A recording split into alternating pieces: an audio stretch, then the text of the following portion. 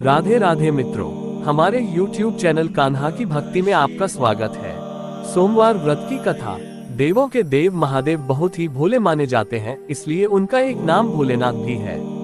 पौराणिक मान्यतानुसार भगवान शंकर को प्रसन्न करने के लिए किसी भी तरह के खास विशेष पूजन की आवश्यकता नहीं होती, क्योंकि कहा जाता है कि वह तो भोले हैं और भक्त की मन से की गई क्षणिक मात्र की भक्ति से ही वह प्रसन्न हो जाते हैं। अगर आप भी शिव की भक्ति और कृपा पाने के लिए सोमवार का व्रत करते हैं तो इस कथा से भोलेनाथ को प्रसन्न कर सकते हैं। एक बार किसी एक नगर में एक साहूकार था। उसके घर में धन की कोई कमी नहीं थी, लेकिन कोई संतान न होने के कारण वह बहुत दुखी था। संतान प्राप्ति के लिए वह हर सोमवार को व्रत रखता था और पूरी श्रद्धा के साथ शिव मंदिर जाकर भगवान शिव और माता पार्वती की पूजा करता था। उसकी भक्ति देखकर एक दिन मां पार्वती प्रसन्न होकर भगवान शिव से साहूकार की मनोकामना पूर्ण करने का निवेदन किया। पार्वती जी के आग्रह पर भगवान शिव ने कहा कि हे पार्वती, इस संसार में हर प्राणी को उसके कर्मों का फल मिलता है और जिसके भाग्य में जो हो उसे भोगना ही पड़ता है। लेकिन पार्वती जी ने साहूकार की भक्ति देखकर उसकी मनोकामना पूर्ण करने की इच्छा व्यक्त की। माता पार्वती के आग्रह पर शिवजी ने साहूकार को पुत्र प्राप्ति का वरदान तो दिया, लेकिन उन्होंने बताया कि यह बालक 12 वर्ष तक ही जीवित रहेगा।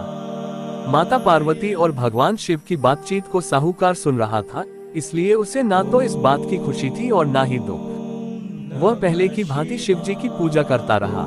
कुछ समय के बाद साहूकार की पत्नी ने एक पुत्र को जन्म दिया। जब वह बालक 11 वर्ष का हुआ तो उसे पढ़ने के लिए काशी भेज दिया गया। साहूकार ने पुत्र के मामा को बुलाकर उसे बहुत सारा धन देते हुए कहा कि तुम इस बालक को काशी विद्या प्राप्ति के लिए ले जाओ। तुम लोग रास्ते में यज्ञ कराते जाना और ब्राह्मणों को भोजन दक्षिणा देते हुए जाना।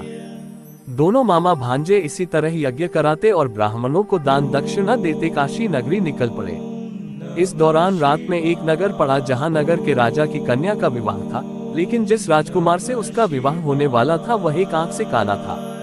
राजकुमार के पिता ने अपने पुत्र के काना होने की बात को छुपाने के लिए सोचा क्यों न उसने साहूकार के पुत्र को दूल्हा बनाकर राजकुमारी से विवाह करा दूं। साहूकार का पुत्र ईमानदार था, उसे यह बात सही नहीं लगी, इसलिए उसने अवसर पाकर राजकुमारी के दुपट्टे पर लिखा कि तुम्हारा विवाह तो मेरे साथ हुआ है, लेकिन जिस राजकुमार के संग तुम्हें भेजा जाएगा वह एक आंख से काना है।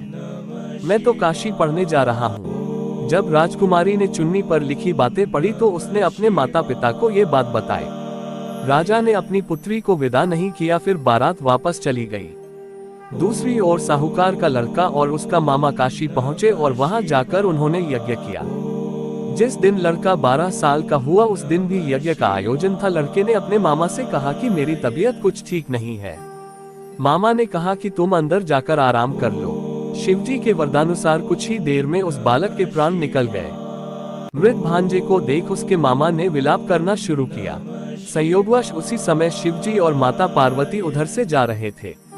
पार्वती माता ने भोलेनाथ से कहा, स्वामी, मुझे इसके रोने के स्वर सहन नहीं हो रहा, आप इस व्यक्ति के कष्ट को अवश्य दूर करें। जब शिवजी मृत बालक के समीप गए तो वह बोले कि यह उसी साहूकार का पुत्र है जिसे मैंने 12 वर्ष की आयु का वरदान दिया था। अब इसकी आयु पूरी हो चुकी है, लेकिन मातृ भाव से विभोर माता पार्वती ने कहा कि हे महादेव, आप इस बालक को और आयु देने की कृपा करें, अन्यथा इसके वियोग में इसके माता पिता भी तड़प तड़प कर मर जाएंगे। माता पार्वती के पुनः आग्रह पर भगवान शिव ने उस लड़के को जीवित होने का वरदान दिया। शिवजी की कृपा से वह लड़का जीवित हो गया। शिक्षा पूरी करके लड़का मामा के साथ अपने नगर की ओर वापस चल दिया। दोनों चलते हुए उसी नगर में पहुंचे जहां उसका विवाह हुआ था। उस नगर में भी उन्होंने यज्ञ का आयोजन किया। उस लड़के के ससुर ने उसे पहचान लिया और महल में ले जाकर उसकी खातिरदारी की और अपनी पुत्री को विदा किया। यहीं से यह कथा समाप्त होती है। जय भोलेनाथ, माता पार्वती की जय।